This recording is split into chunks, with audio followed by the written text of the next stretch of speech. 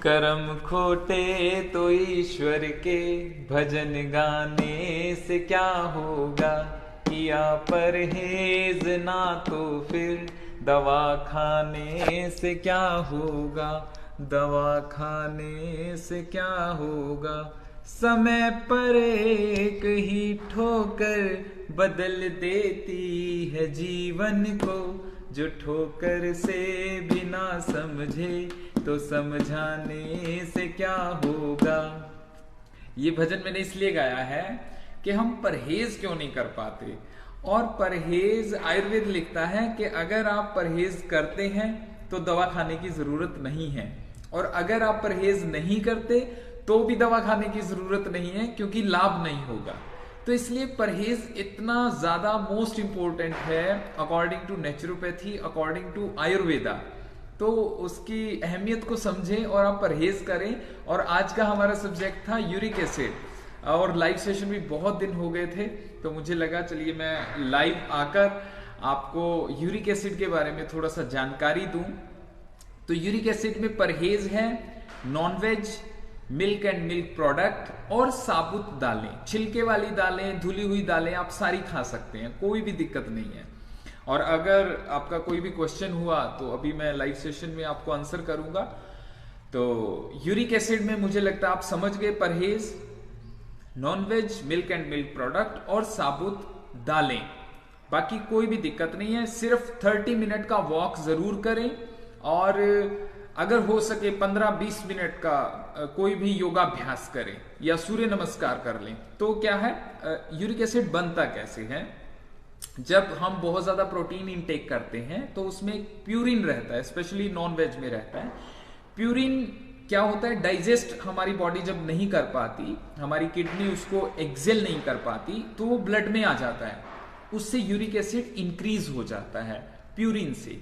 तो प्यूरिन को अब डाइजेस्ट करने का क्या तरीका है कि आप खर्च करें, यानी फिजिकल एफर्ट करें, फिजिकल मेहनत करें, और दूसरा इनटेक उसका कम कर दें, बंद कर दें। तो आप देखेंगे मैक्सिमम 10 दिन लगेंगे, आपका यूरिक एसिड एकदम से नॉर्मल आ जाएगा। अगर फिर भी किसी होम रेमेडी की जरूरत पड़ती है तो आप होम रेमेडी नोट कर लीजिए। फ्रेश गिलोय की बेल लेनी है आपने, उसका 10 ml जूस सुबह खाली पेट 100 ml पानी में मिक्स करके पी लेना है। यूरिक एसिड 5 दिन में एकदम से ठीक हो जाता है, गाउट्स बन जाते हैं, अदरवाइज छोटे ज्वाइंट्स कैप्चर होते हैं, क्योंकि छोटे ज्वाइंट्स में वो जल्दी अटक जाता है, ब्लड जब चल रहा होता है ब्लड सर्कुलेशन में, तो छोटे ज्वाइंट्स में वो जो प्यूरिन है वो अटक जाता है, उसमें कई बार तो जेल बनने लग जाते हैं, ग्रेनुअर्स बनने लग जाते हैं, तो वो फिर ज्वाइंट्स में पेन करता है यूरिक एसिड की वजह से। तो गिलोय जो इसमें है वो रामबाण इलाज है, गिलोय का रस। तो आपको होम रेमेडी भी पता लग गई, आपको परहेज भी पता लग गए, और जो आपका क्वेश्चन है वो आप पूछ सकते हैं। तो अब काफी दिनों के बाद लाइव सेशन हुआ है, क्योंकि यूरिक एसिड के लिए बहुत ज्यादा क्वेश्चन आ रहे थे, तो मुझे लगा मैं लाइव सेशन करके आप सबको ये जानकारी दे देता हूं। यूरिक एसिड बिल्कुल भी घबराने की जरूरत नहीं है, बस ये चीजें जितनी हमारी बातचीत हुई है बस इतना सा याद रखना है। अभी जैसे गुलाब जी ने लिखा है कि बच्ची को गैस बहुत बनती है। गुलाब जी बड़ा ध्यान रखिए, वैसे तो बच्ची की आयु का पता होना चाहिए, लेकिन फिर भी मैं आपको एक बात बताता हूं। हमारे सोसाइटी में ना एक रिवाज है, ये पूछेंगे कि क्या खाएं जिससे खाया पिया पच जाए। आपको ये पूछना है कि क्या ना खाएं जिससे हमारा खाना पीना आसानी से पच जाए, यानी खाने की तरफ ही हम सिर्फ ध्यान देते हैं। तो ये ध्यान रखना है, खाना पीना थोड़ा सा कम कर लीजिए, खाना पीने को हम हल्का करेंगे तो इजी डाइजेस्ट होगा, तो ये गैस एसिड ऐसा नहीं बनेगा। अभी देखिए गुलाब जी, एक टाइम खाना खाते हैं तो गैस बनेगी। जितने भी रिचुअल्स हैं उनको आपके जो हमारा डाइजेशन है उसको रिचुअल से कोई लेना देना नहीं है।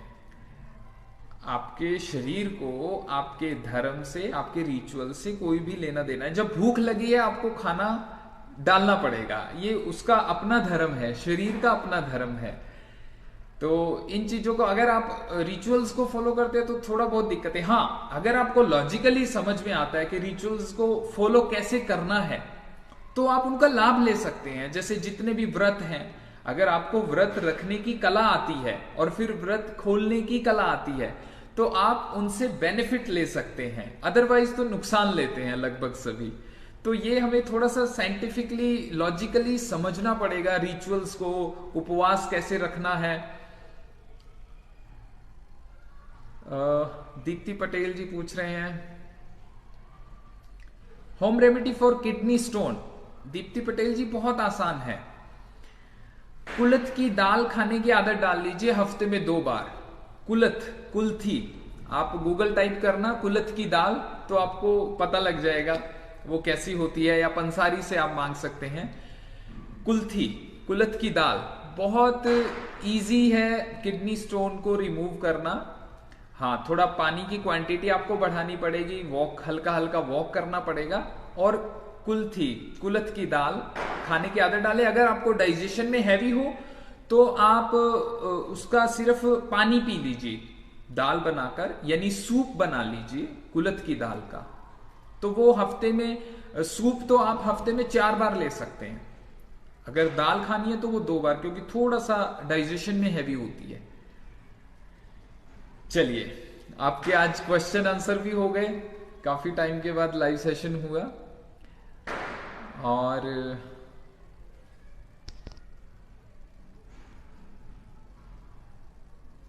जय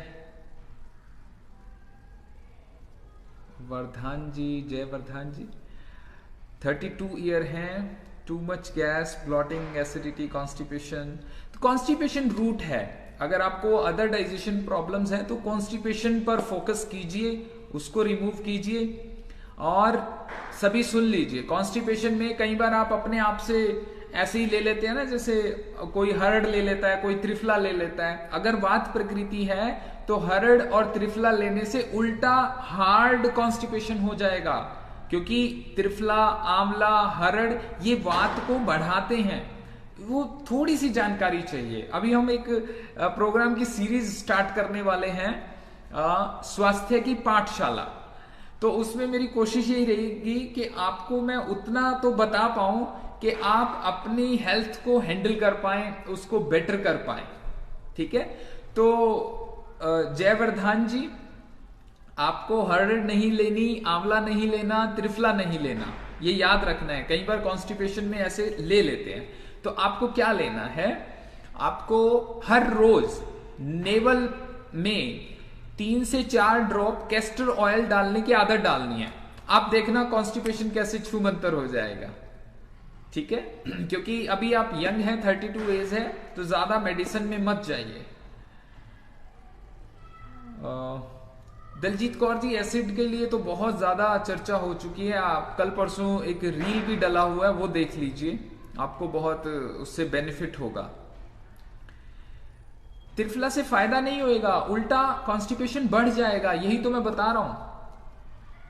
ये जानकारी होना बहुत जरूरी है। अदरवाइज हमारे सोसाइटी में अमूमन एक बात फैली हुई है, अगर कॉन्स्टिपेशन है तो त्रिफला ले लो, या हरड़ ले लो, या आंवला ले लो, इनमें मत जाइए, आपकी प्रॉब्लम बिगड़ जाएगी।